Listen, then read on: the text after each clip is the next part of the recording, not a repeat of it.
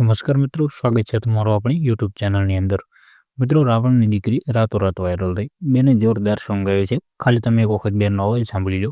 તમને બેનનો અવાજ કેવો લાગે છે તે તમે જરૂરથી કોમેન્ટ કરજો. અને જો તમે આપણી ચેનલની અંદર નવા આવ્યા હો તો ચેનલને સબસ્ક્રાઈબ કરી દેજો અને વિડીયોને લાઇક કરી દેજો.